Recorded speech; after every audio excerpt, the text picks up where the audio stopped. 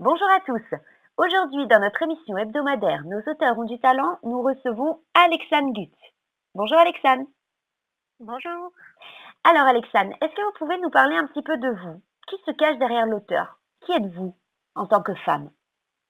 Alors moi sur internet, je me cache derrière pas mal de pseudos. Donc mon vrai prénom c'est Alexandre, celui qui est écrit sur les livres qui sont publiés. J'ai 22 ans, je suis née en 1996. J'aime bien dire que je suis Capricorne. Alors je suis née à Dijon, mais en fait je suis un peu partout, c'est-à-dire que j'ai pas mal vécu à l'étranger, notamment en Malaisie, à Singapour, un petit peu à Dubaï, et puis bon, je suis voyagée un peu aux quatre coins de la France. Et moi, je suis issue d'un bac littéraire et ensuite, je ne savais pas trop vers quoi m'orienter parce que déjà à cette époque-là, j'écrivais pendant mes années lycée et je n'étais pas très très intéressée par tous les métiers autour du journalisme, etc. C'était vraiment l'écriture de romans qui m'intéressait, de romans, pas de romans. Et c'est mieux de le préciser. Et donc, je me suis dirigée d'abord vers une formation en 3D, donc en cinéma d'animation 3D, que j'ai fait pendant 3 ans sur Montpellier. Mhm. Et c'est un métier qui m'a vraiment passionnée, sauf que j'ai eu un professeur qui a eu le malheur de me faire découvrir le montage vidéo. Et tout de suite, ça a été un coup de cœur, ça m'a autant passionnée que l'écriture. Et du coup, j'ai choisi de m'orienter vers une école vraiment audiovisuelle. Donc cette fois, c'est une école de réalisation-montage qui nous destine à travailler autant dans la télévision que dans le cinéma, le clip, la pub. Donc il y a énormément de débouchés. Et moi, dans cette formation-là, ce qui m'intéressait, c'était le montage vidéo. Mais après, je me suis aussi ouverte à la prise de vue que je ne connaissais absolument pas. Donc tout ce qui était filmé avec des caméras, faire de la prise de son, etc. Et voilà, donc j'écris toujours sur mon temps libre. J'ai jamais vécu de mon écriture ou quoi que ce soit. Mais voilà, ça reste toujours un plaisir et c'est surtout un bon moyen de s'échapper, je trouve, d'écrire. Voilà, Bien je sais sûr. pas trop quoi rajouter. Mais J'ai un du coup, chat, oui. mais du coup, quand même, vous êtes jeune quand même, hein, malgré un petit peu toute cette expérience qu'on sent derrière vous. Vous restez jeune quand même. Vous Oui, avez 22 ans. j'ai 22 ans exactement. J'ai commencé à écrire, alors à écrire en général, j'ai commencé vers 10-11 ans, des petits poèmes, des nouvelles, etc. Et par contre, j'ai commencé à écrire la trilogie véritablement à 14 ans. Et donc l'Odyssée des deux mondes, je l'ai écrit en fait entre mes 14 ans et mes 18 ans. Et Noliane, c'était un peu plus particulier parce que je l'ai écrit en fait en 3 mois, mais dispersé sur 2 ans en fait. Parce que sur ces 2 ans, j'avais que 3 mois véritablement de libre parce que les études me prenaient énormément de temps. Donc du coup, voilà, ça a été 3 mois. Ça a été une écriture en fait beaucoup plus intensive que l'Odyssée des deux mondes où je prenais plus mon temps et j'écrivais beaucoup plus régulièrement, on va dire. D'accord. Et vous, quel type de lectrice vous êtes? Est-ce que vous avez des livres, des livres fétiches, un livre préféré ou un auteur préféré éventuellement? Alors moi, je suis une grosse lectrice de fantasy. C'est pour ça que je m'épanouis pas mal dans ce domaine. Et j'ai été en fait, bizarrement, j'ai commencé à apprécier à lire après avoir commencé à écrire. C'est un peu particulier comme parcours, mais j'ai été un petit peu dégoûtée de toutes les lectures qu'on nous imposait au collège et au lycée, où c'était des lectures vraiment très codifiées, où il fallait rendre une fiche de lecture et puis répondre à des questions. Pour C'est moi, ça. la lecture, c'est avant tout un plaisir, donc ce genre de fiche de lecture n'avait pas lieu d'être pour moi. Et un jour, je me suis inscrite à un club de lecture qui était donc interne au lycée dans Mmh. lequel j'étais, qui se passait tous les mercredis, il me semble. Et là, j'ai commencé en fait à découvrir. Déjà, ça m'a permis de me faire plein d'amis avec une passion commune qui était l'écriture et la lecture.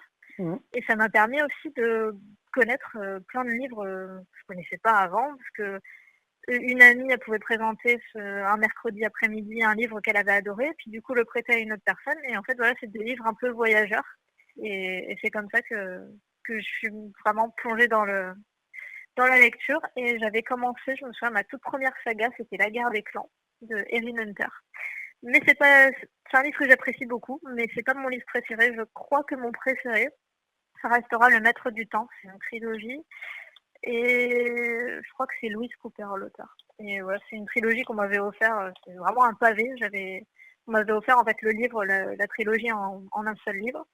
Et au début, j'ai un peu pris peur en voyant le nombre de pages, mais en fait, je l'ai complètement dévoré en quelques semaines. Et voilà, ça reste mon coup de cœur, même encore maintenant.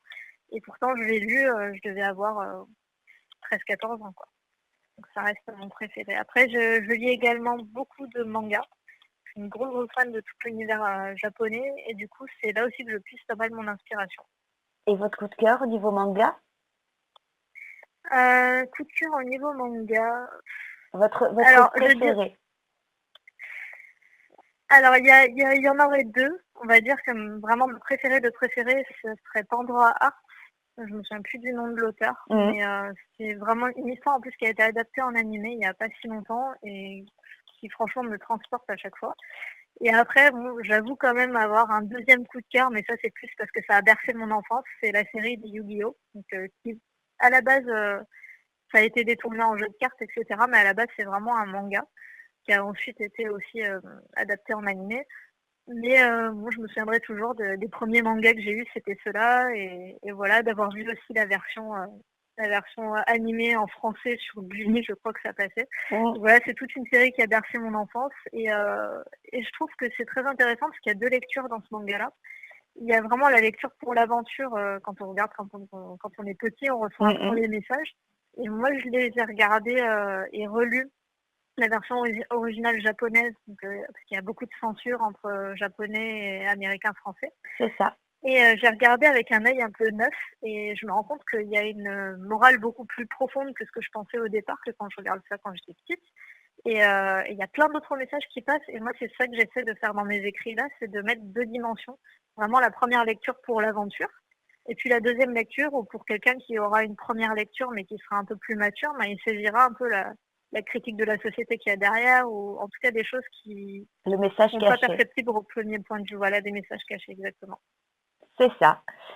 Et donc vous, du coup, comment vous êtes arrivé à l'écriture si finalement c'est pas la lecture qui vous y a amené? Comment je suis arrivée à l'écriture? Je pense qu'à la base, en tout cas pour la trilogie de l'Odyssée des 2 mondes, c'est né d'un mal-être. En fait, j'étais très, très timide à l'époque, j'avais 14 ans quand j'ai commencé Mmh mh. et j'avais du mal à m'ouvrir aux autres, même si bon, j'ai beaucoup voyagé comme je l'ai dit précédemment, notamment en Asie et cetera. Le fait d'avoir beaucoup voyagé, ça m'a ouvert l'esprit sur plein de choses, mais le fait d'être retournée en France après, bah, ça a coincé je pense et je suis quelqu'un qui pense que le monde actuel dans lequel on vit en général, pas seulement la France, c'est un monde très hypocrite et très fermé, et très centré sur. Enfin, tout le monde est très centré sur soi-même. Mmh mh. Et du coup, moi, j'avais du mal à m'épanouir dans ce monde-là. Donc, l'écriture, ça a été une sorte d'échappatoire, tout simplement. Une envie de créer un monde sur lequel, finalement, je pense que j'avais une influence, alors que le monde dans lequel on vit, on n'a pas forcément d'influence dessus. Enfin, à notre petite échelle, oui, mais, moi, mon but, c'était de changer les choses et voilà, j'aimerais que tout le monde devienne meilleur, que tout le monde soit heureux et malheureusement, c'est pas possible. Donc je me suis dit, le fait d'écrire, ah ben, je peux avoir le contrôle en fait sur la destinée de mes personnages et sur l'orientation qu'ils vont avoir, le monde dans lequel ils évoluent. J'ai le contrôle sur tout ça et voilà, ça m'aide à m'évader. Et je me rends compte qu'en fait, ça a été 4 ans où j'ai vraiment vécu au rythme de mes personnages. Et à chaque fois que j'allais le soir me mettre derrière mon bureau pour écrire, ben, je m'isolais de tout. Et bon, des fois, ça plaisait pas à mes parents, hein, Bien mais sûr. je m'isolais de tout. Et en fait, je me sentais bien parce que c'est devenu comme une deuxième famille. Enfin, c'est assez compliqué à expliquer, mais c'était vraiment une sensation, une émotion particulière en fait. Et d'ailleurs, j'ai eu un très gros pincement au cœur quand j'ai terminé le troisième tome de l'Odyssée des 2 mondes. Parce que je me suis dit, bon, moi, ça fait 4 ans que je vis là-dedans et c'était la fin, quoi. Et ça me faisait très très bizarre de me dire, je vais quitter ces personnages, je vais quitter les univers dans lesquels ils ont évolué. Et c'est pour ça que Nolian, je l'ai écrit pour dans ce sens-là, c'est-à-dire que Pour faire le pour moi, il n'y deuil. avait pas de, peut-être pas pour faire le deuil, mais je sentais en fait qu'il y avait d'autres choses à creuser et ça me paraissait pas pertinent du tout de faire un quatrième tome parce qu'un quatrième tome, ça impliquait les mêmes personnages, donc une suite directe. Pour moi, enfin, la boucle était bouclée avec les 3 tomes. Dès que je me suis lancée dans cette trilogie, quand j'ai décidé d'écrire, en fait, je me suis dit, je sais que je vais faire une trilogie. Je savais que ce serait déjà en 3 tomes. Et j'avais le début et la fin. Il me restait plus qu'à creuser le milieu. Et je me suis dit, il n'y a pas d'intérêt à faire un quatrième tome. En revanche, il y a des événements qui sont très vite survolés dans l'Odyssée des 2 mondes ou des personnages qui ne sont pas forcément creusés, qui ont vécu dans le passé. Et je me suis dit, Nolian, ça peut être la super opportunité de faire un peu comme le Hobbit pour le Seigneur des Anneaux. C'est-à-dire que ça peut être un complément, Mmh. mais ça peut être lu indépendamment. On peut lire le Hobbit sans avoir lu forcément le Seigneur des Anneaux. Bah là, c'est pareil.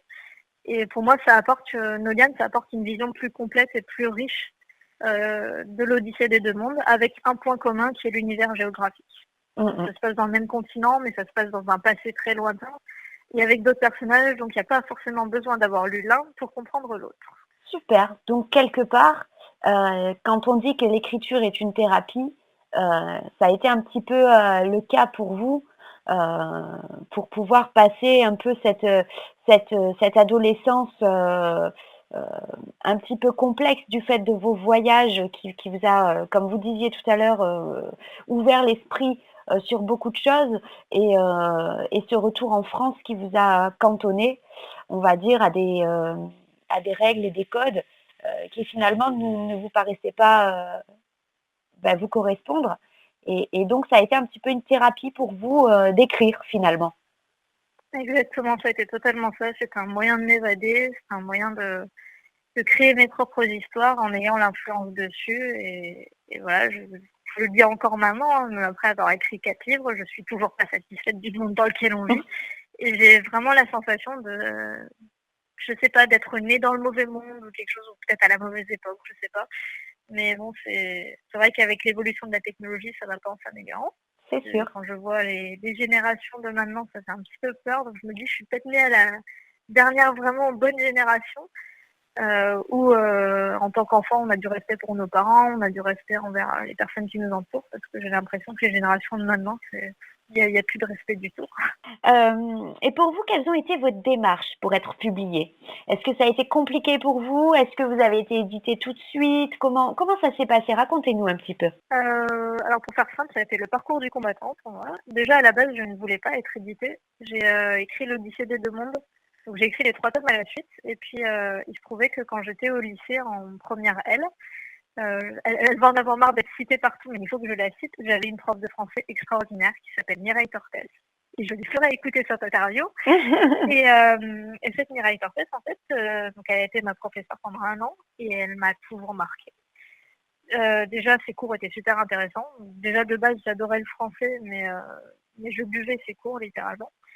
Et il se trouvait qu'une de mes meilleures amies était dans la même classe que moi. Et en fait, au détour d'une conversation, on s'est aperçues toutes les deux qu'on avait écrit un livre et on a terminé notre premier tome en même temps, parce qu'elle aussi a écrit une trilogie.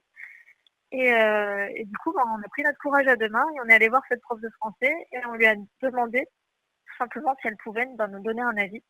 Et elle a été tellement adorable qu'elle a lu nos 2 bouquins en entier, alors que je pense qu'elle avait vraiment pas que ça à faire. Et du coup, voilà, ça a été une grosse révélation quand elle m'a dit que le livre avait le potentiel d'être publié, quoi. Et elle m'a fait un retour, donc un petit peu sur ce que j'avais écrit. C'était une première version, parce qu'à 14 ans, ma façon d'écrire a bien évolué encore. J'en ai 22 aujourd'hui, donc de 14 à 22, Bien il y sûr. a plein de choses qui ont fait que ma plume a évolué. Et donc, en fait, cette professeure, en plus d'avoir lu mon ouvrage, elle m'a carrément mis en relation avec des éditeurs qu'elle connaissait. Elle m'en a fait rencontrer en face à face, ce qui est, je pense, beaucoup plus riche en termes de conversation que juste envoyer un mail ou juste se téléphoner. Bien Elle sûr. m'a fait notamment rencontrer Stéphane Million, Mmh. parce qu'il y avait un événement sur Béziers qui s'appelait Les Chapiteaux du Livre. Et du coup, il y avait la présence de l'auteur et de l'éditeur, et Stéphane Million, c'est l'éditeur. Mmh. Et en fait, j'ai pu beaucoup discuter avec lui, et je connaissais rien du tout au monde de l'édition. J'étais une totale novice. Et comme je vous disais, je n'avais même pas vocation à ce que mes livres soient lus par d'autres personnes à part ma famille. Parce que la première personne à qui j'ai fait véritablement lire mon livre, c'était ma grand-mère, qui est toujours, je crois, ma plus fervente fan et ma correctrice de toujours, en fait. C'est elle qui a mon livre en tout premier entre les mains, que je lui fais imprimer. Ça fait des beaux pavés, hein, parce que bon, elle n'aime pas trop l'outil numérique, donc elle reste sur la version papier. Et en fait, c'est elle qui me corrige, mais je m'égare un petit peu. Ah Donc cette non! prof de français-là m'a permis en fait de rencontrer pas mal d'éditeurs, et c'est là que j'ai vraiment eu le déclic en me disant mais en fait peut-être que ça vaut le coup de le faire éditer. Et à l'époque j'avais aussi participé grâce à cette prof de français, comme quoi elle a fait beaucoup pour moi, à un événement qui se déroule sur Montpellier tous les ans, au mois de mai, qui s'appelle la Comédie du Livre. Et dans la Comédie du Livre, il y a un stand qui s'appelle le Florilège des écrivains en herbe, qui est destiné en fait à tout ce qui est collégiens, étudiants, écoliers, lycéens, etc. Mmh. Enfin, tous les jeunes auteurs qui, en fait, tous leurs textes sont regroupés dans un ouvrage Et il y a, je crois, 1000 exemplaires qui sont tirés et les ouvrages sont distribués à titre gratuit aux passants qui viennent. Et des fois, il y a même des lectures, d'extraits, etc.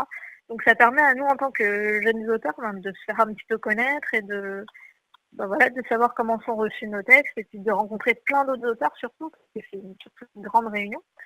Et voilà, moi j'avais fait publier des poèmes, je crois, sur la première édition. Puis la deuxième édition, j'avais mis un passage de l'Odyssée des deux mondes. Et suite à tout ça, donc je me suis dit, il serait quand même temps que tu te bouges et que tu envoies ton livre aux éditeurs. Mmh. Peut-être que ça fonctionne, peut-être que ça fonctionne pas. Et le conseil que je donnerais à ceux qui hésitent à se faire publier, parce que c'est vrai que c'est un monde qui peut paraître un peu mystérieux, on ne sait pas trop à quoi s'attendre. C'est un monde assez obscur pour moi, le monde de l'édition, même encore maintenant. Et le conseil que je donnerais, c'est surtout de se lancer, parce qu'en finalement, on n'a rien à perdre. D'envoyer au maximum d'éditeurs, de ne pas se contenter d'en envoyer à un seul. J'ai dû en envoyer à une cinquantaine ou peut-être une centaine, je ne sais même plus. En tout cas pour l'Odyssée des deux mondes, parce qu'après ça a été beaucoup plus facile. Et le souci que j'ai rencontré, c'est que je recevais beaucoup de contrats qui me donnaient une réponse positive, sauf que c'était des contrats à compte d'auteur, c'est-à-dire que l'auteur doit fournir une contribution financière Oui, de l'ordre de 4000 € des fois, somme que je n'avais pas, c'est normal. pour pouvoir faire publier le livre. Et en fait, c'était même sans garantie que le livre soit promu derrière, que le livre vive, comme on dit, Mmh. et qu'il soit connu, et qu'on se déplace pour faire des dédicaces. Donc, c'était 4000 € un peu mis juste. Enfin, faire de l'auto-édition, ça serait revenu à la même chose finalement. C'est ça. Donc, tous ces contrats-là, je crois que je les ai encore gardés dans un placard, mais ils croulent au fond de mon placard, justement. Et puis un jour, j'ai reçu une réponse positive c'était un contrat à compte d'éditeur, où là, justement, c'est l'éditeur qui prend tout en charge et l'auteur n'a pas un seul centime à débourser, et heureusement. Mmh. Sinon, ce serait un petit peu aberrant. Et donc, j'ai reçu ce contrat et je l'ai signé. Et puis, s'en est suivi une attente de 1 an et demi, je crois, pendant lesquels j'ai complètement perdu espoir. Je me suis dit, mon livre ne sera jamais publié, parce que c'était stipulé dans le contrat qu'au bout d'1 an et demi, l'auteur pouvait rompre le contrat parce que le délai était dépassé. Et j'ai bien fait de le rompre parce que je crois que la maison d'édition a mis la clé sous la porte quelques mois après. Donc j'ai Super. fini sans demander mon reste. Et par contre, je me suis retrouvée un peu bête avec juste mon livre que j'avais envoyé à plein d'éditeurs et puis aucune réponse qui était satisfaisante pour moi. Et en fait, la rencontre avec la maison d'édition Sudarène s'est faite totalement par hasard, même si je ne crois pas vraiment au hasard, peut-être le destin, je ne sais pas trop. En fait, pour l'anecdote, j'étais en cours sur Montpellier, j'étais dans mon école de 3D. Puis je reçois un appel de David Martin, qui était le directeur qui est toujours directeur des éditions Sudarène. C'est ça. Et il m'a dit, écoute, parce qu'ils sont basés ils étaient basés sur Hier à l'époque, maintenant ils sont sur Fréjus. Et il me dit, écoute, je suis de passage à Montpellier, j'ai Marie Deschigo, donc qui est ma meilleure amie, qui est déjà publiée aux éditions Sudarène, qui avait parlé de moi. Il dit, ouais, elle m'a parlé de toi, je sais que tu as une trilogie que tu cherches à faire publier, est-ce que tu veux qu'on se rencontre? Je suis allée voir ma professeure, je lui ai dit, écoute, c'est vraiment, vraiment, vraiment très urgent, il faut que j'y aille, je ne dois pas rater ce rendez-vous. Et j'ai fait 45 minutes en tram pour aller rejoindre David. Et en fait, autour d'un café, on a parlé un petit peu de mon parcours, de ce que j'avais écrit, de comment je concevais l'édition, l'écriture, etc. Et le contact est tout de suite vraiment très bien passé. Et j'ai pas du tout regretté de signer parce que déjà j'ai reçu le contrat quelque chose comme une semaine après cet entretien qu'on a eu. Et 2 ou 3 mois après, le livre était publié, quoi. Donc ça a été vraiment très très rapide. Donc, par rapport à ma première expérience un peu catastrophique d'édition, il n'y avait pas photo. Et puis donc j'ai signé en fait avec eux pour les 4 livres que j'ai écrits et qui sont publiés actuellement chez eux. Et j'ai vraiment aucun regret. Et ce que j'apprécie aussi beaucoup avec cette maison d'édition, au-delà du fait qu'ils soient à l'écoute des auteurs et qu'ils les publient dans un délai vraiment rapide, c'est que le livre il vit après. C'est pas juste voilà, on t'imprime le livre, on t'envoie les cartons et puis ciao ciao quoi. Puis on te verse les droits d'auteur. C'est vraiment il y a tout un échange avec les lecteurs dans un système de dédicace. C'est-à-dire que nous on a un groupe Facebook qui s'appelle Sudarène Auteur et David et Stéphane, les 2 directeurs de Sudarène. Quasiment tous les jours, je crois, je reçois une notification pour dire hey, il y a tel salon, il y a tel événement, il y a telle dédicace, tel magasin qui cherche des auteurs. Et nous, après, on fait un système d'inscription et c'est ça qui nous permet d'aller à la rencontre des lecteurs. Et Génial. je me souviendrai toujours de ma première séance de dédicace en solo, c'était merveilleux, quoi. Je voyais mon amie Marilyn qui faisait des dédicaces donc, sur Béziers, donc j'allais souvent la voir. Dans ma tête, je l'enviais et je me suis dit, mais est-ce qu'un jour je vais y arriver à ça? Et puis voilà, maintenant j'enchaîne, je sais plus combien j'en ai fait des séances de dédicaces, je dois bientôt arriver à une centaine, je pense. Et ce qui est génial, c'est que c'est jamais la même chose. Il n'y a jamais 2 séances de dédicace ou 2 salons ou 2 conventions qui se ressemblent. Et on ne sait jamais sur quel type de lecteur on va tomber. Il y a même des fois des gens qui vont passer devant votre stand et on les regarde et on se dit non mais lui il va jamais acheter mon livre et puis en fait il s'arrête et puis il n'y a même pas besoin de faire un argumentaire parce que comme on est des auteurs peu connus, il ne faut pas s'imaginer qu'une séance de dédicace c'est comme des grands auteurs ou des grands youtubeurs où il y a direct la queue, c'est pas du tout ça. Comme on voit à la télé, ouais. La réalité du truc, c'est un peu dur de dire ça, mais c'est toi, ton livre, et tu es derrière ton stand, et c'est à toi d'aller vers les gens. Et si tu attends que les gens viennent vers toi, ben forcément, ça n'arrivera pas. Ou en tout cas, il y en a très peu qui s'arrêteront d'eux-mêmes. Donc, même juste un bonjour, un sourire, je fonctionne avec un système de flyers qui fonctionne plutôt bien, parce que ça n'engage les gens à rien dans le sens où ils n'ont pas besoin de prendre le livre avec la peur que l'auteur cherche à tout prix à les convaincre d'acheter le livre et tout. Et moi, je donne des flyers avec les résumés, mes coordonnées. Et je distribue ça toute la journée. Il y en a qui reviennent, il y en a qui ne reviennent pas. Mais au moins, les gens ont une trace écrite.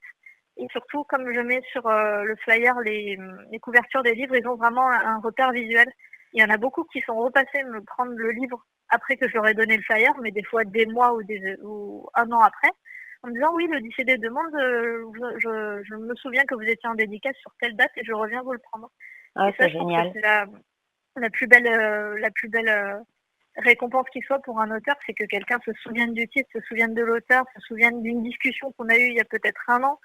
Et voilà, c'est génial. Et ce que j'apprécie le plus avec Sudaren, c'est que maintenant, comme ils centrent leur ligne éditoriale sur tout ce qui est science-fiction, fantasy, etc., tout ce qui est littérature de l'imaginaire, du coup, on fait de plus en plus de conventions, tout ce qui est pareil manga, mangame show, qui a manga dedans, quoi. Tout ce qui est un peu culture japonaise. Et ce qui est bien, c'est que même si on n'est pas du tout dans la culture japonaise, on a quand même un univers qui peut s'en inspirer parfois. Bien sûr. Ou en tout cas qui est beaucoup dans l'imaginaire. Et du coup, souvent, on est bien souvent, on est les seuls dans ce genre de convention à faire vraiment de la littérature traditionnelle et pas être dans les mangas ou la BD. Et du coup, j'ai rencontré énormément de gens comme ça et par le biais des conventions. Et ce qui est bien, c'est qu'il y a toujours une ambiance de fou.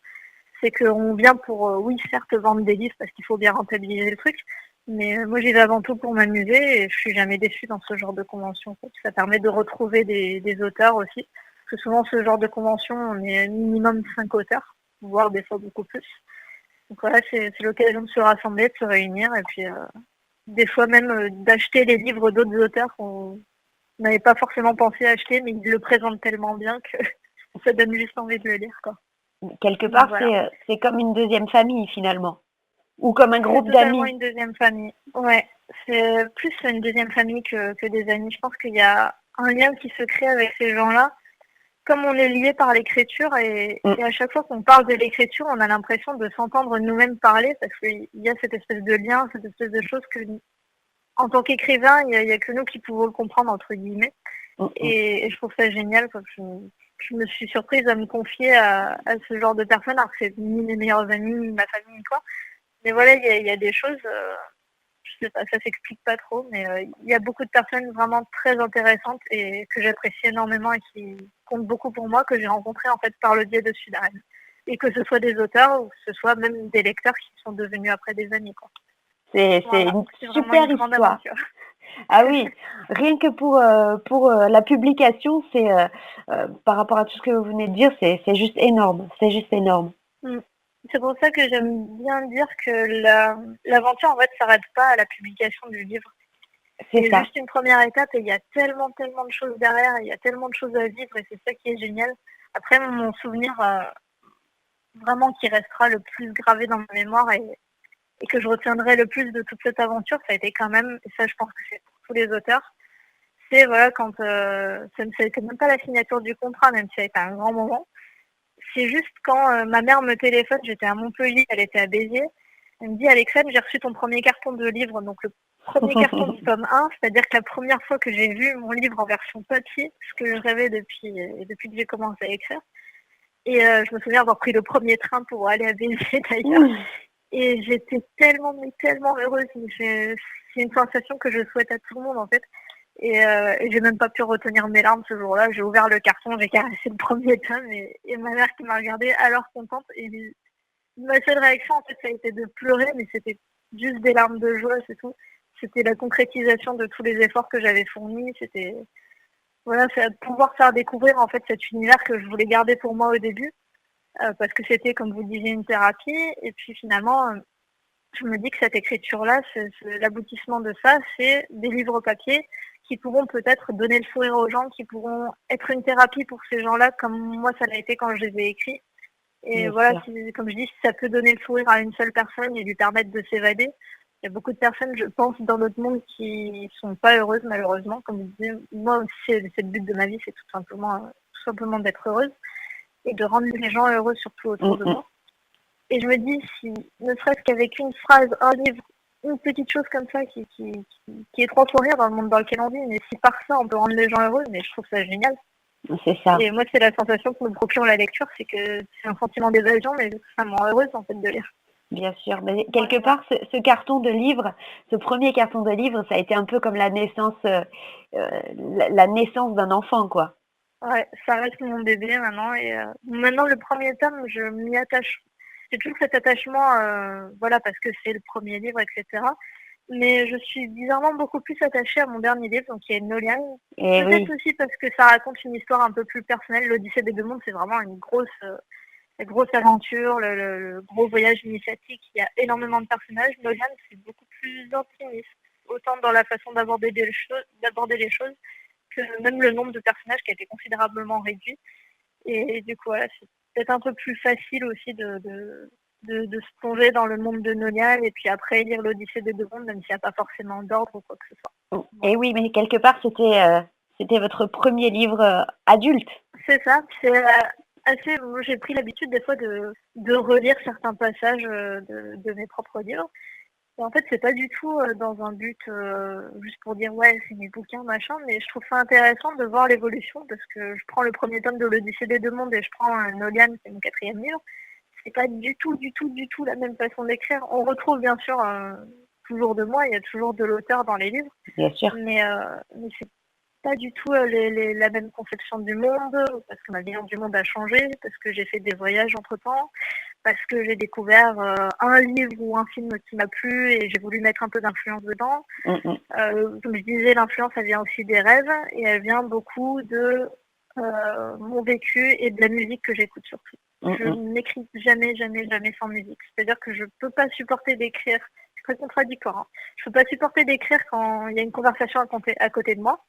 C'est pour ça que je me mets jamais dans le salon pour écrire. Souvent, c'est dans ma chambre. Mais par contre, je peux écouter du métal et ça ne me déconcentrera pas du tout pour écrire. Donc c'est assez bizarre.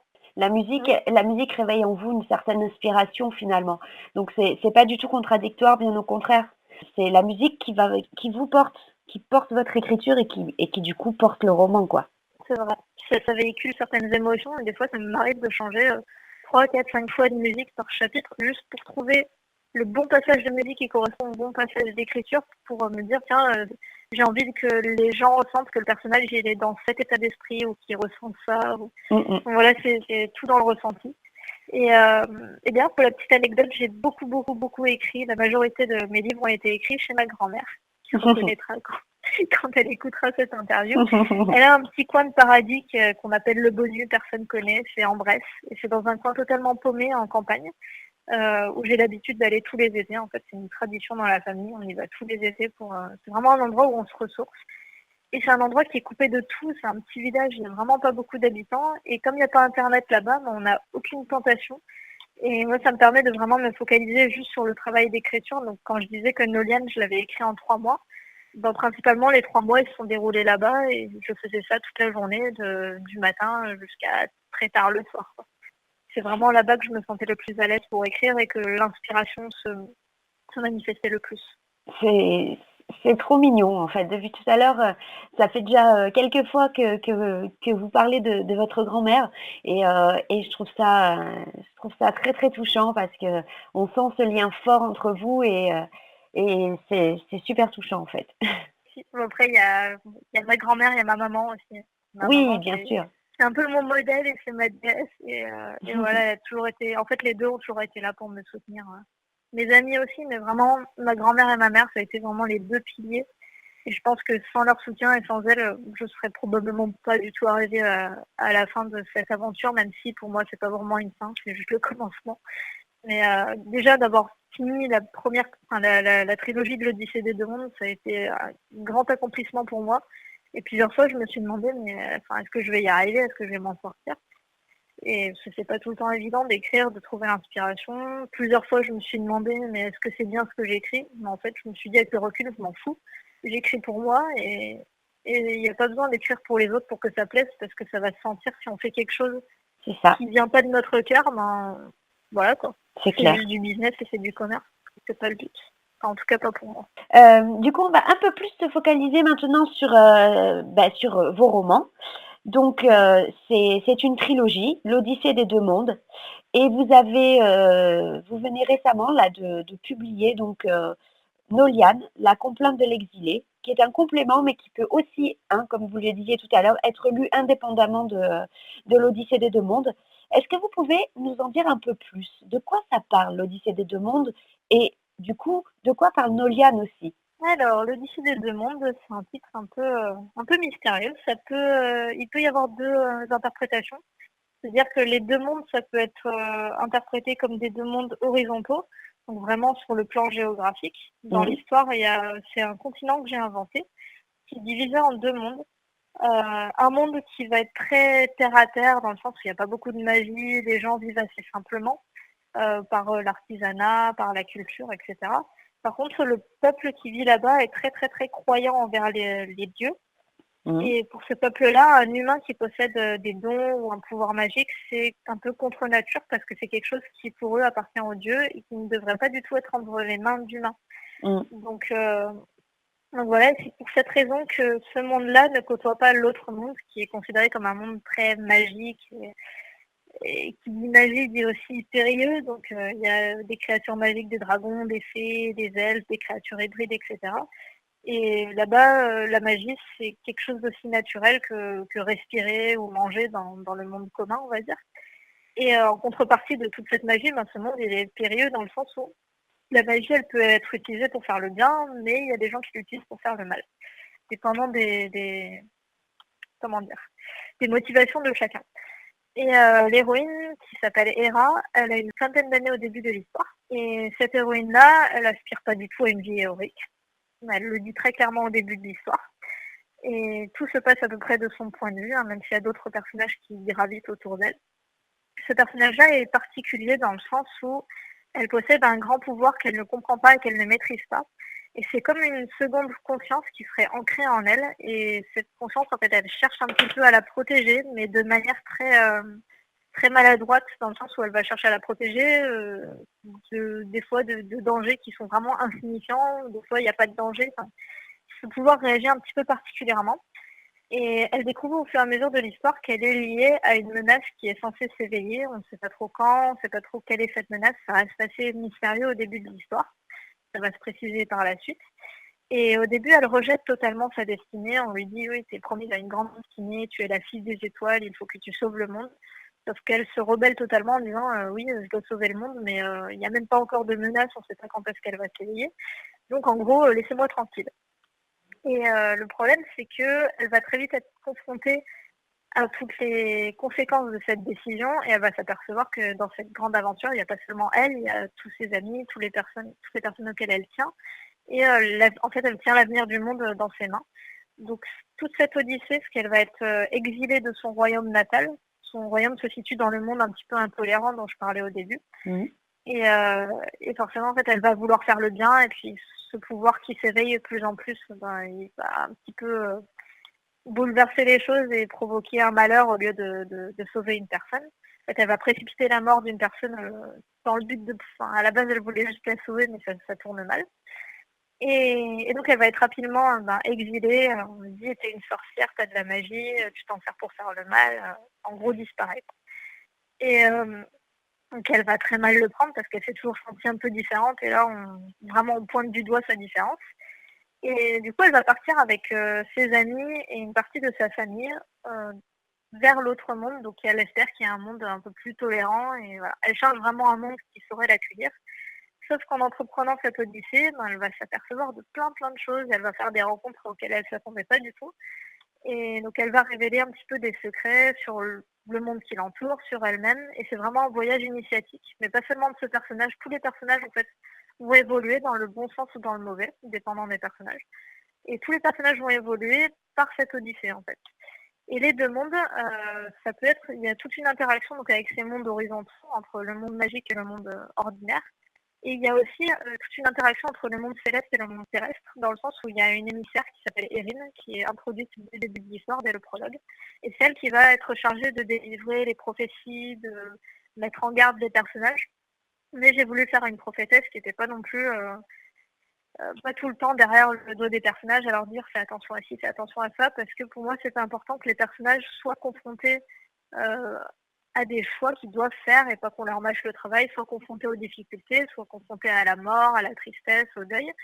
Et parce que justement, je pense que c'est ça qui les fait grandir et qui permet leur évolution, alors que si on leur mâchait tout le travail, ou si on les poussait un peu dans une direction en leur disant c'est cette direction que tu dois prendre, ça aurait plus trop d'intérêt. Mmh. Donc pour moi, le but, il est vraiment dans le cheminement que font les persos et les personnages, pardon, et pas forcément dans la résolution de la chose, quoi. Voilà. Et pour Noliane, la complainte de l'exilé? Alors, Noliane, j'ai mis une petite citation qui résume bien tout le, le- tout le discours de ce livre, parce que pour moi, quand on écrit, on livre un discours aux gens. Oui, on écrit pour faire s'évader les gens, mais il y a toujours un petit message derrière. Mmh. Et la citation que j'ai mise de la complainte de l'exilé, c'est une citation qu'on avait trouvée avec ma mère et que je trouve très vraie, qui dit que l'être humain ne grandit que dans la douleur. Mmh. Donc déjà ça pose un peu bon, il n'est pas dépressif ce livre, hein, mais après il est beaucoup plus dur, donc c'est pour ça que je le destine à un public un peu plus mature que l'Odyssée des deux mondes. Et Noliane, en fait, il peut être considéré comme un hors-série à la trilogie, donc comme vous disiez précédemment, c'est à la fois un complément, mais c'est quelque chose qui peut être lu indépendamment, donc il n'y a pas forcément besoin d'avoir lu toute la trilogie pour comprendre. En revanche, il y a certains parallèles qui se font en fait. C'est une intrigue à part. Et les deux seuls points communs sont l'univers géographique et certains personnages, notamment les personnages immortels et les dieux, qui forcément se retrouvent dans les deux intrigues. Mmh. Et Noliane, ça va être l'histoire d'un jeune garçon qui s'appelle Noliane, justement, qui a une douzaine d'années au début de l'histoire. Et un peu comme Hera dans l'Odyssée des deux mondes, c'est un personnage qui s'est toujours senti un peu différent, un peu exclu. Et sa particularité, c'est qu'il aurait dû mourir à sa naissance. Ça aurait dû être un enfant mort-né. Sauf que c'est le seul enfant de tout le village qui a survécu, parce qu'il y a une prophétie qui disait que tous les enfants à cette période-là allaient mourir, et tous les enfants sont morts sauf lui. Donc ça a tout de suite attiré un peu le courroux de tout le village, et il a été traité de démon, d'enfant du démon. Ouais. Il était vraiment mis à part, et toute sa famille en a subi aussi les conséquences, alors que pourtant c'était vraiment la faute de personne. Et donc ce personnage-là, il va un petit peu se renfrogner sur lui-même, s'isoler en raison de sa différence. Il va même chercher à mourir, sauf qu'il découvre en essayant de se suicider, pardon, qu'il est immortel, et il maudit un petit peu cette existence et ce monde qui ne l'accepte pas du tout. Mmh. Jusqu'au jour où il va rencontrer, en fait, il va provoquer un gigantesque incendie dans tout son village. C'est sa haine et sa rage qui vont faire que ça va incendier tout. Et à la suite de cet incendie, il erre un petit peu dans le continent, il ne sait pas trop où il va, et il fait la rencontre d'un esprit qui s'appelle Talem. Et cet esprit-là, il a deux particularités. La première, c'est que comme c'est un esprit, il ne peut pas interagir dans le monde dans lequel il vit. Donc c'est quelqu'un sous la forme d'esprit, on ne peut pas le toucher, on peut juste communiquer avec lui, mais voilà, pas plus. Et cet esprit-là, donc il est amnésique, et il vient d'une époque bien antérieure à celle de Noliane, puisqu'il y a 2 millénaires qui les séparent. Donc en fait, cet esprit-là, il arrive dans un monde dont il ne connaît rien, et en plus, il a perdu l'intégralité de sa mémoire. Donc Nolian et Thalène vont conclure un pacte.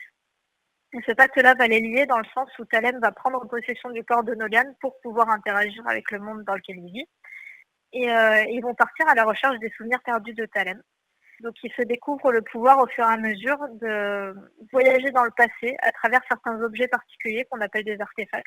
Et ces artefacts-là sont dispersés un peu partout dans le continent, que ce soit dans l'ancien monde comme dans le nouveau monde. Parce qu'il y a l'ancien monde, il s'est désigné comme le monde étant ordinaire. Et le nouveau monde, c'est ce qu'on appelle le monde magique. Donc ils ont plusieurs appellations. Et ces objets-là sont dispersés dans tout le continent et leur but, donc, ça va être de les retrouver pour libérer la mémoire de Thalène. Donc ça se lit un peu finalement comme une enquête policière dans le sens où les indices vont être un petit peu dispersés partout dans le livre. Il y a 2 lignes temporelles. Il y a tout ce qui va se passer dans le présent. Et après, il y a tous les voyages dans le passé, mais c'est presque comme s'il y avait 2 livres en un finalement. Et les personnages se rendent compte que c'est pas juste une quête pour récupérer les souvenirs perdus de Thalène. En fait, il y a une tragédie qui a été un petit peu étouffée, qui s'est passée de l'époque où vivait Thalène, donc 2 millénaires avant.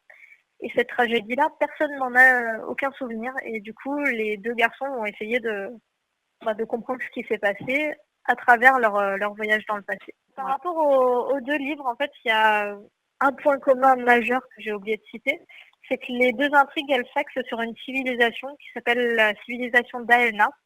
Et donc on en parle dans Nolian et dans l'Odyssée des 2 mondes, et c'est vraiment le pivot central de l'histoire, parce que c'est de cette civilisation-là que tout va résulter, dans le sens où ce peuple-là, qui a vécu bien avant Nolian et bien avant l'Odyssée des 2 mondes, en fait ils ont donné naissance à une arme qui était censée éradiquer un peu les voisins ennemis et tout, parce qu'il y avait le peuple d'Aedna, c'est un peuple qui était très avancé, autant technologiquement que dans la magie. Et en fait, ils ont combiné les 2 pour créer cette créature. Et le problème, c'est que cette créature-là, elle devait juste servir d'arme à la base.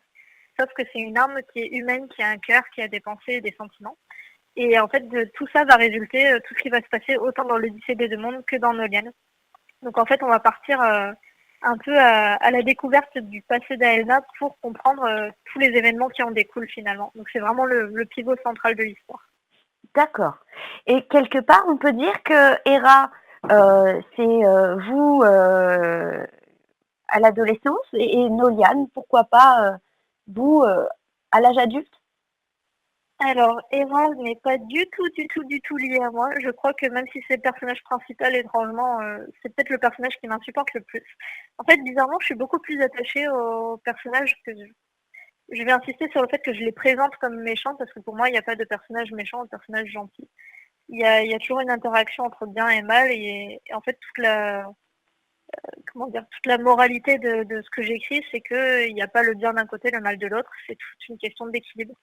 Et à chaque fois, la quête des personnages, même si elle diffère d'un livre à l'autre, le fond de la chose, ça va toujours être d'essayer de trouver, de conserver cet équilibre entre bien et mal, lumière et ténèbres, etc. Et de ne pas présenter un univers vraiment manichéen. Même si je l'ai présenté un peu comme ça, je ne sais pas si c'est volontaire ou pas, j'arrive pas à le définir encore maintenant.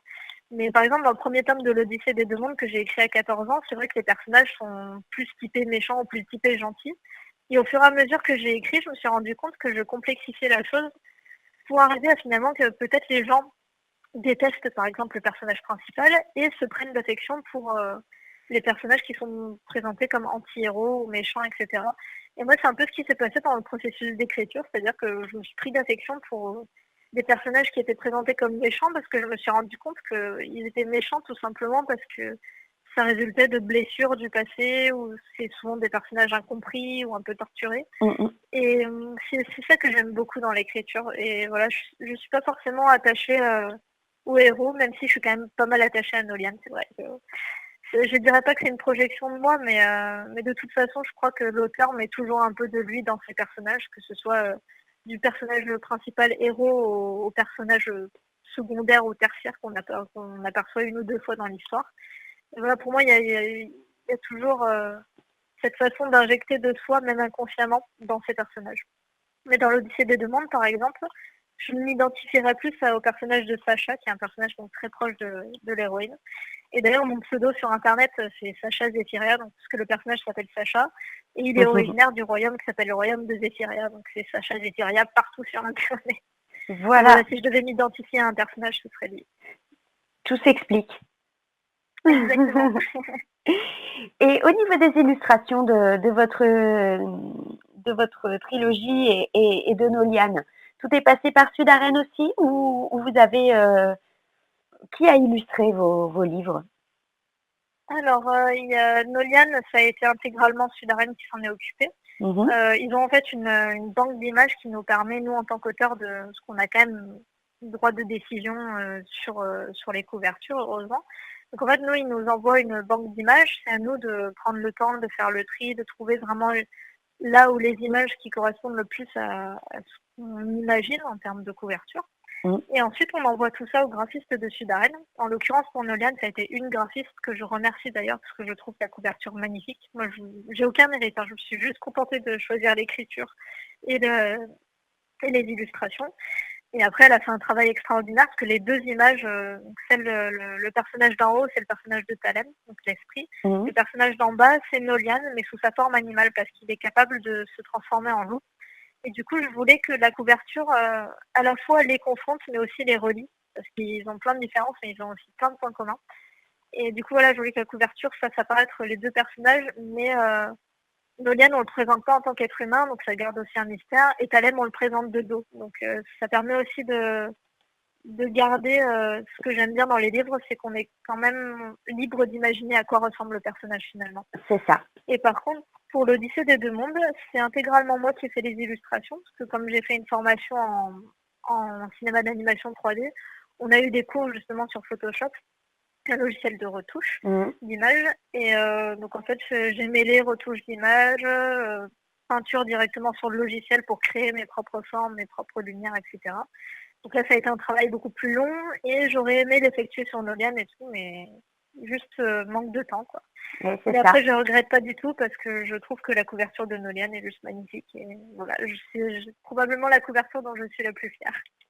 D'accord. Donc en fait, oui, au final, vous êtes aussi illustratrice de vos romans. Donc sauf pour Nolian, vous avez fait appel à une graphiste qui a fait un travail magnifique. Mais en théorie, d'habitude, c'est vous qui, enfin pour l'Odyssée des deux mondes en tout cas, c'est vous qui avez illustré.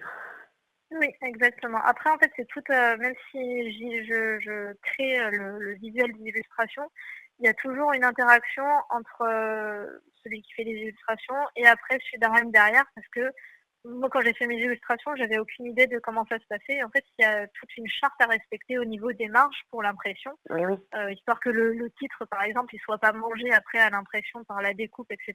Mm, Donc, il y mm. a toute une histoire de marge à respecter, de mise en page, de résolution d'image. Il ne faut pas que l'image soit trop petite parce que sinon, quand ça va partir en impression, ça va être tout flou ou pixelisé. Donc voilà, il y a toutes ces connaissances-là que je n'avais pas et du coup, il y a eu cette interaction avec Sudaren qui a permis de... Moi, je leur envoyais l'illustration comme je l'avais imaginé et eux, ils se sont occupés de toute la mise en page finalement. D'accord. Oui, donc une belle complicité, on va dire. Exactement, oui. Et d'ailleurs, souvent, c'est pas ça que j'aime bien avec Sudaren, c'est qu'ils sont vraiment à l'écoute et ça m'est arrivé, je suis quelqu'un de très exigeant. Donc si c'est pas parfait comme je veux, eh ben, je renvoie. Et il y a tout ce système de première version, deuxième version, etc. jusqu'à ce qu'on appelle le bon à tirer. Et dès qu'on valide le bon à tirer, ben, c'est bon pour partir à l'impression finalement. Donc il y a vraiment tout ce dialogue qui est possible et je pense que dans d'autres maisons d'édition, il y a forcément ce dialogue, mais peut-être pas aussi poussé. Et ce qui permet chez Sudaren de faire 13 ou 15 versions jusqu'à ce que l'auteur soit vraiment content et fier de ce qu'il rend et pas juste se dire ah ben c'est la deuxième version, maintenant vite faut que ça parte à l'impression quoi. C'est ça. C'est franchement, c'est beau quand même hein, ce que vous dites parce que vous avez vraiment, enfin il y a ce lien vraiment qui est ce respect en fait de l'auteur qui est vraiment énorme, je trouve. Je pense qu'il n'y a pas beaucoup de maisons d'édition qui offrent cette opportunité-là et qui a cette proximité parce que je le dis à titre personnel, mais je pense que c'est valable pour quasiment tous les Mm. auteurs. J'ai le numéro des deux directeurs de Sudaren, ils sont disponibles par Facebook, ils sont disponibles par mail, par téléphone, donc le moindre souci, la moindre question, ils y répondront toujours. Alors que je pense que chez d'autres éditeurs, notamment des éditeurs plus gros, ça passe par tout un principe de hiérarchie. Donc pour contacter le grand boss, il faut aller d'abord contacter l'assistant, et puis après ceci, et puis C'est après ça. cela. Donc là, on est en contact direct, donc c'est quelque chose de beaucoup plus humain et qui pour moi était vraiment important, quoi. Oui, oui, non, tout à fait. C'est la base, j'ai envie de vous dire, d'une vraie relation et d'une bonne relation qui fonctionne. Tout à l'heure, on parlait de l'âge d'accessibilité de votre écriture. Donc pour l'Odyssée des 2 mondes et pour, Noliane, vous me disiez qu'il y avait 2 niveaux de lecture différents. L'Odyssée des 2 mondes, vous diriez qu'on peut commencer à le lire vers quel âge à peu près? On peut commencer à le lire à 10 ans. Après, je dirais que ça dépendrait parce que en séance de dédicace, il m'est souvent arrivé de voir des parents débarquer avec leur enfant, mais un enfant de 6-7 ans. Et l'enfant de 6-7 ans, il avait déjà lu tous les Harry Potter. Chose que déjà, moi, j'en ai lu aucun, Mmh mh. quant à moi. Mais ça m'avait vraiment impressionnée parce que je me suis dit, peut-être avec à l'ère de la technologie où tout va plus vite et tout, les enfants avaient, enfin les jeunes en général avaient tendance à moins lire, mais j'ai l'impression que c'est une tendance qui s'inverse et que maintenant les jeunes se remettent de plus en plus à la lecture et de plus en plus jeunes surtout. Et du coup, donc voilà, je destine un public à partir de 10 ans, mais c'est pas une valeur absolue dans le sens où ça dépend de ce qu'a déjà lu l'enfant, de ce qu'il aime lire, des thèmes qu'il a déjà abordés. L'Odyssée des 2 mondes, donc ça reste assez soft, hein. Par exemple, les scènes de sexe, elles sont pas du tout explicites, souvent ça se résume en 1 ou 2 phrases. Ou alors ça va être décrit avec des termes qui vont faire que voilà, c'est plus subtil, quoi. Bien sûr. Et Nolian, en revanche, je le destine à un public plus à partir de 12 ans. Pas du tout pour des scènes explicites ou quoi, mais plus d'une manière générale, en fait, ça aborde des thèmes beaucoup plus sombres ou en tout cas plus en profondeur. Et c'est beaucoup plus psychologique et on ressent beaucoup plus cette double lecture en fait de la lecture pour l'aventure et puis après la lecture avec toute la critique qu'il y a derrière parce que comme je le dis souvent, j'estime que même si on écrit de la fantaisie, il y a des gens qui disent ah mais vous écrivez de la fantaisie, du coup il n'y a pas du tout de réel. Bah, je trouve ça totalement faux parce que je trouve qu'il n'y a aucun moyen plus efficace de critiquer la société actuelle qu'à travers un monde totalement inventé C'est ça. Un peu comme, La Fontaine passée par le monde par les fables. animalier. Ouais, ouais, ouais. Exact. Et donc, où peut-on commander l'Odyssée des 2 mondes ou, Noliane, par exemple? Alors, pour tous les livres, là, les 4, ils sont tous disponibles donc, sur internet, en magasin, donc que ce soit sur la Fnac, sur des sites, sur des fois les grandes surfaces, tout ce qui est Cultura, enfin un peu partout en fait. Très rarement ils seront en rayon, sauf sur les lieux où je me suis déjà rendue en dédicace, donc c'est principalement des Cultura, où moi je leur laisse après un stock qui sont libres d'exposer. Mais très souvent, en fait, ils les auront pas en rayon, tout simplement parce qu'on est des petits auteurs encore et que c'est pas assez connu. Mmh. Par contre, si on les commande auprès du vendeur, ils les auront forcément en stock. Et là, donc, il n'y aura aucun souci pour les commander. Après, sinon, sur Internet, ils sont disponibles quasiment partout, que ce soit sur le site de l'éditeur, sur Amazon, sur Google Books, hein. Vraiment, ils sont trouvables partout. Et pour tous les tomes, sauf pour l'Odyssée des 2 mondes, tome 3, mais je pense que ça devrait pas tarder à arriver, ils sont tous disponibles en format numérique en fait. Donc c'est D'accord. moitié prix du format papier. Et je sais qu'il y a pas mal de personnes qui me demandaient justement une version numérique parce qu'il y a des gens qui sont plus à l'aise avec les liseuses, etc. Tout à Moi, je sais que fait. je suis toujours attachée à la version papier, mais voilà, ça permet d'offrir un peu plus de panel, d'élargir un petit peu le cercle de lecteurs. Bien sûr, bien sûr. Pour le commander, donc partout sur internet, on peut le commander aussi dans la librairie du coin? C'est très probable, oui. Les librairies en général, pareil que les magasins, ils ne l'auront pas en rayon. Oui, mais on peut le Mais oui, commander. oui, oui, pas de souci. Comme c'est distribué par Dodin, en général, ils distribuent un peu partout, quoi. Et après, par contre, pour les gens qui souhaitent avoir une dédicace, ben, le mieux, c'est plutôt que de faire des allers-retours par la poste, parce que Dieu sait que ça coûte cher d'envoyer un livre. Oui. En fait, moi, j'ai mon propre stock que m'envoie l'éditeur, j'en commande régulièrement. Et du coup, s'il y a besoin d'offrir ou d'une dédicace ou quoi que ce soit, ben, directement me contacter par mail. Donc, c'est alexandgut@gmail.com, tout attaché. Et je réponds toujours aux mails de toute façon. Et voilà, juste un petit message pour me dire, ben voilà, je suis intéressée pour avoir tel livre avec une dédicace et j'expédie ça par la poste. Super. Et dans ces cas-là, le règlement s'effectue via PayPal, c'est ça? Pas forcément, en fait, je peut-être que je fais trop confiance aux gens, je sais pas, mais non, après les paiements, c'est oui, PayPal si les gens veulent, mais après le plus souvent je fais par liquide ou par chèque. Bon, bah, c'est super et donc si on veut, vous soutenir ou suivre votre actualité, vous avez des comptes sur les réseaux sociaux? Comment ça se passe? Un site internet peut-être? Un blog? Alors je suis partout, c'est pas du tout difficile de me trouver. Alors il y a un site officiel que j'ai créé il y a maintenant quelques années que je mets régulièrement à jour, qui s'appelle tout simplement l'Odyssée des demandes. Donc pour le trouver sur Google, il faut taper l'Odyssée des demandes plus loin Wix, W-I-X. Et Mmh. Wix en fait c'est l'hébergeur. D'accord. C'est là que se font la plupart des sites internet. Mmh. Après je suis sur Facebook, donc c'est l'Odyssée des demandes. Sur Twitter, c'est aussi l'Odyssée des demandes. Après je suis sur Wattpad. Alors là c'est un autre pseudo, c'est sur le pseudo de Kieru Chan. Donc c'est K-Y-E-R-U, Mmh. plus loin C-H-A-N qui est un pseudo que j'utilise là tout récemment. Et en fait, sur Wattpad, l'avantage, c'est que je publie donc les histoires qui sont en cours, qui ne sont pas encore publiées. Mais en fait, pour l'Odyssée des Deux Mondes et pour Noliane, j'ai publié par exemple, les 5 ou 10 premiers chapitres. Et je trouve que c'est pratique dans le sens où si les gens ont un peu peur de s'engager, qu'ils savent pas trop si ça va leur plaire, ou souvent pour un cadeau, les gens savent pas trop si le style d'écriture va plaire. Bah, du coup, ça permet aux gens d'avoir l'accès un peu inédit au premier chapitre et sans avoir forcément à s'engager sur le livre entier pour savoir si ça plaira ou pas, quoi. Mmh mh. Oui, ouais, c'est bien ça, c'est un échantillon de votre livre. Exactement, ouais, des petits extraits. Et puis ça permet aux gens, par exemple, qui ont acheté le 1 et qui ont hâte de lire le 2, ben, d'avoir accès au premier chapitre du 2, etc., jusqu'à arriver à Noliane. J'ai une chaîne YouTube aussi qui s'appelle Sacha Zephyria, qui est facilement trouvable parce que depuis le site internet ou depuis la page Facebook, on peut y accéder. Et sur cette chaîne, je mets justement tous les petits montages que je fais. Et alors, des fois, ça m'arrive de faire des montages avec les souvenirs de dédicaces que je ramène, des petits mots des gens. Il y a énormément de personnes qui m'envoient des lettres, surtout des lettres papier, ça fait super plaisir, pour Bien me dire sûr. qu'elles ont apprécié mon livre ou qu'elles ont apprécié la rencontre. Et du coup, voilà, je fais des petites vidéos un peu souvenirs avec toutes les photos que j'ai pu récupérer des dédicaces. Il y a aussi une première bande-annonce de l'Odyssée des Deux Mondes que j'avais effectuée et qui date un petit peu maintenant. Donc voilà, c'est aussi l'occasion de me découvrir à travers un autre aspect que l'écriture pure, on va dire. Et est-ce que vous nous préparez autre chose, pour bientôt, un autre projet? Alors, je suis sans cesse à la recherche de nouveaux projets. Il y a plein de projets en fait d'écriture que j'ai commencé. Il y a un projet que j'ai commencé il y a quelques années qui s'appelle Memoria, qui est là, ce sera en un seul livre. C'est un univers un peu steampunk, futuriste, pas encore clairement défini, mais voilà, je sais que ce sera en un seul tome.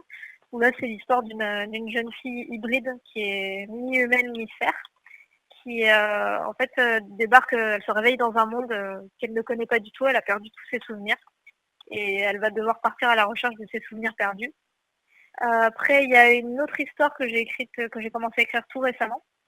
Cette histoire-là, elle est un peu particulière parce qu'en fait, je sais exactement comment ça va se finir, dans le sens où en projet d'école, on a été amené à faire un court-métrage et en fait, ce scénario de court-métrage, j'ai été tellement frustrée de ne pas pouvoir le mettre en image parce que il y a pas mal d'effets spéciaux, il y a des mondes un petit peu parallèles et tout. Et c'est un peu difficile avec mes moyens d'aujourd'hui en tant que simple étudiante de Mmh mh. mettre en image tout ça. Mettre en image un monde totalement imaginé, pour moi c'était une première, en tout cas sur ce court-métrage, qui est un court-métrage de 15 minutes. Et ce court-métrage de 15 minutes, je trouvais que, scénaristiquement parlant, il avait le potentiel de faire un livre de 500 pages. Et donc c'est ce à quoi je me destine. J'ai commencé à en écrire les premières lignes il n'y a pas si longtemps. Donc c'est vraiment une histoire là totalement en science-fiction, avec en fait à cheval entre science-fiction et horreur, et avec toute une histoire d'enquête qui se déroulerait dans un monde parallèle, mais où il y aurait besoin d'avoir des interactions aussi avec le monde réel pour pouvoir résoudre l'affaire dans le monde parallèle. Voilà. Donc ça c'était une histoire, j'étais terriblement frustrée de ne pas pouvoir la mettre en image et je me dis que l'écriture ça offre quand même cette possibilité qui est totalement folle. Et je trouve que c'est un grand avantage sur le cinéma par exemple, Et c'est c'est que ça. l'écriture elle nous laisse imaginer ce qu'on veut et du coup on n'a pas de barrière du tout, on n'a pas du tout de barrière Financière. technique ou artistique ou quoi que ce soit, ou Mmh mh. financière exactement. Et voilà, pour moi c'est ça la magie de l'écriture, c'est qu'on peut montrer ce qu'on veut, tout C'est simplement. ça, c'est ça. Voilà. Et après, j'ai un dernier petit projet, c'est pas vraiment l'écriture, mais comme je suis dans l'audiovisuel, je me destine en fait à plus tard, dans quelques années, quand j'aurai l'expérience et l'argent, adapter, tout simplement mes livres au cinéma et pour l'instant, je projette d'aller en Nouvelle-Zélande à la fin de l'année et j'aimerais bien une des premières choses, je pense, que j'y ferais, c'est que je tournerai la bande-annonce de l'Odyssée des 2 mondes. Donc vraiment, une bande-annonce un peu à la Seigneur des Anneaux avec des beaux paysages et tout, parce que j'ai été pas mal bercée par le Seigneur des Anneaux, toute mon adolescence et ça a été une grande source d'influence donc je me dis profiter des panoramas qu'offre la Nouvelle-Zélande, ce serait génial Ah, pour bien faire sûr, cette bande-annonce. bien sûr. Et ça, vous le transmettrez sur les réseaux sociaux pour qu'on puisse voir un petit peu ce que ça donne? Mais bien sûr, je le relayerai partout. Génial. Alexandre, nous vous souhaitons beaucoup de succès et nous conseillons vivement à nos auditeurs de vite se procurer l'Odyssée des 2 mondes et Noliane, tant qu'à faire. Et ben, nous vous souhaitons une très belle soirée et on vous dit à très vite. Au revoir Merci beaucoup en tout Alexandre. cas pour l'interview. Au revoir. Merci à vous.